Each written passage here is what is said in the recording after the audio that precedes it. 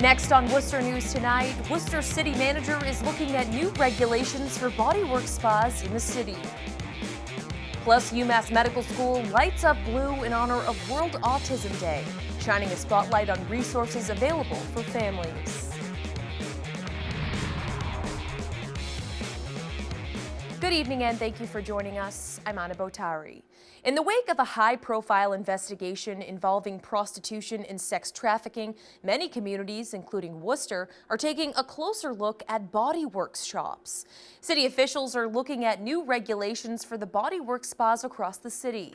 The team of city employees is looking at what can be put in place. City Manager Edward Augustus says there are some businesses who have found a loophole and are operating off the grid. They want to make sure they close this loophole. Nothing that could jeopardize people's health or safety, or certainly people who might be in a situation against their will, is happening here in the city of Worcester. And that we put in place the kind of regulations and inspections that would try to prevent any of that from happening here. Augustus says they're currently working to figure out exactly how many bodywork spas are operating in the city. Worcester's mayor speaking out in supporting members of the city's Latino community. They want to address discipline and suspension disparities in the public schools. Mayor Joseph Petty is proposing a plan. It calls for the school department to provide the data for a thorough review of suspension rates, the hiring of a diversity and equal opportunity officer, as well as incorporating training focused on cultural differences, unconscious bias, and trauma-informed care. The mayor is asking for his Commission on Latino Education and Advancement to submit a report by the middle of August this year. Worcester's UMass Medical School lit up Blue Tuesday as it marks World Autism Awareness Day. The diagnosis impacts millions of families around the globe. And for the last 10 years, the medical school has looked to assist families here in central Massachusetts. Our Cam Jandro is live on the campus of UMass Medical School tonight. He has more. Cam? Anna, in the year 2000, the CDC reported that roughly 6% of American children were diagnosed with autism. Nearly 20 years later, that number has nearly tripled and is right around 16%. Well, UMass Medical School wasn't just looking to shed light on their building tonight, they're looking to shed light on what these families deal with on a daily basis. Living with autism is a challenge for Katie Shea and her 3-year-old son, Colin. He was pretty much nonverbal at 2, and now he has a ton of language. Colin and dozens of children and families celebrated World Autism Awareness Day at UMass Medical School. Short for autism spectrum disorder. Autism covers a broad range of conditions. But they typically have difficulties with social interactions, developing relationships, and peer interactions as they develop through childhood and into adolescence and adulthood. Since 2010, the school has lit its buildings blue as a show of support for the millions of families with autism worldwide. The CDC reports roughly 1 in 59 children in the U.S. are affected. And I hope to those others who do have autism to be able to reach their goals and just have a healthy, happy life. Finn Elia was diagnosed when he was 4.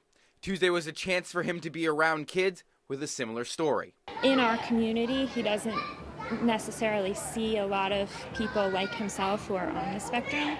So this is one of his only events of the year. But because autism is a spectrum disorder, each diagnosed child has their own set of strengths and challenges. And there are these resources for us out here to know that we're not alone, because I think that's the biggest thing is you feel like you're alone when you first get the diagnosis, and you're really not. Now, families tonight from all across central Massachusetts had the opportunity to look at some of the options for support that are spread across central Massachusetts. UMass Medical School says if that trend continues to go up in terms of children with autism, it's crucial to have those options. Live in Worcester tonight, I'm Cam Jandro, Worcester News Tonight. One of the world's experts on the psychology of morality gives a lecture at Holy Cross Tuesday. Jonathan Haidt has written 2 books and published more than 90 scholarly articles. His topic of discussion was politics and polarization. It focuses on how the left and right are currently in what he describes as a culture war.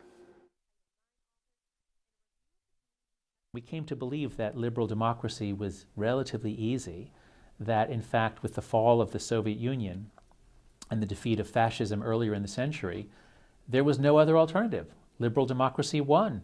End of history. All countries will become liberal democracies. My talk tonight is about why that's not true. Haidt says he wants to help people understand the structural forces and historical processes which are pulling the country apart. Well, months after the Pawtucket Red Sox announced their move to Worcester, the team is preparing to begin their 2019 season in Rhode Island. The home opener at McCoy Stadium is a little more than a week away. PawSox management says while they're overwhelmed by the joy they're feeling in Worcester, they know they're disappointing fans in Pawtucket. They're working to try to make sure all celebrate baseball this summer. We're here in 2019, we're here in 2020, and we really want to continue to do all the things that lets baseball love a community the way we always have. Our single game sales are ahead of last year, so that's great. But you fully understand the bittersweet emotions people have. The PawSox have been in Pawtucket since 1973. They'll move to Worcester in the spring of 2021.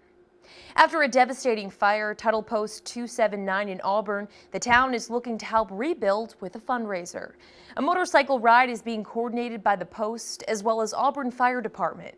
Numerous crews from across the area helped battle the 3-alarm blaze, which saw the roof of the building cave in.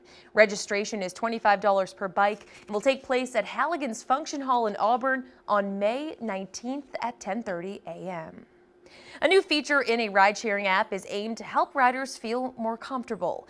Uber's 911 integration technology has rolled out in dozens of cities, and some of police departments in central Massachusetts are hoping their town could be next. Our Rosalind Flaherty has more on the new feature. For those who use the ride-sharing app Uber, getting into one can be unsettling. Never know what's going to happen. Especially like late at night when it's dark out. In more than 60 cities across the country, people can get into an Uber knowing they have an extra layer of security.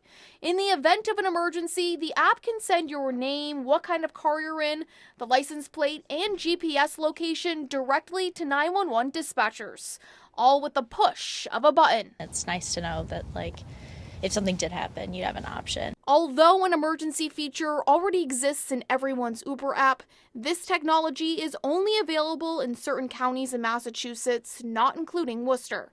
Auburn police say it would be beneficial if it came to the central part of the state so police can get your information quicker. You don't 100% know who the driver is and or what their intentions are, potentially, and anything that the app itself could do to enhance their rider's safety or their user's safety, we'd be in favor of. Last month, an Uber driver in Boston was accused of raping a passenger, and a USC student was found dead after getting into a car she thought was her Uber.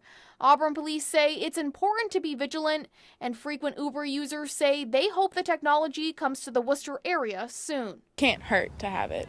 Uber says more cities are planned to have this technology in the future. In Auburn, Rosalind Flaherty, Worcester News Tonight.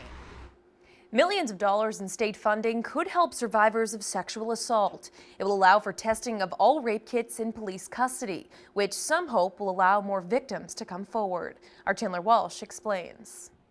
Pathways for Change says the state's budget for 2020 is something to celebrate. Over the moon, thrilled. It includes $8 million to test all rape kits in police custody. We can put any system in place that we want, but if we're not funding that, nothing is going to come of it. The Rape Crisis Center's Heidi Sue LaBeouf says the money backs up legislation passed last year.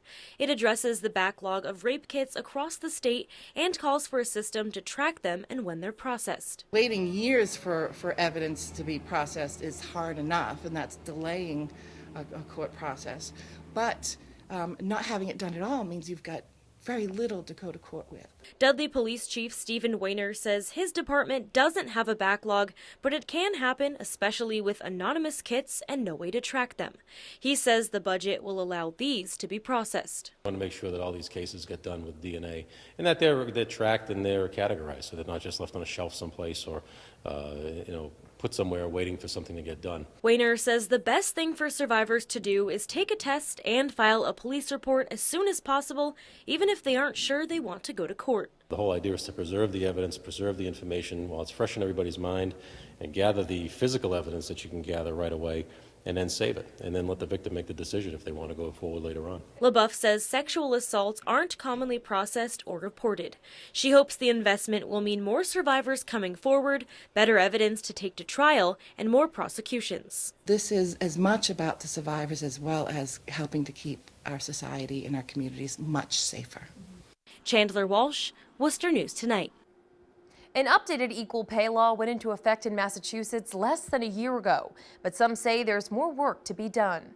The law passed July 1st, 2018, provides more clarity about what is considered unlawful wage discrimination. It says your employer can't pay you less than they pay an employee of a different gender who does comparable work. The YWCA of Central Massachusetts says a majority of women want equal pay and are working to close the gender pay gap. We know that far too often women have less access to higher paying jobs and are more disproportionately represented in lower paying fields. And Massachusetts certainly has taken many steps forward. The YWCA says women of color are also paid less compared to their white female counterparts.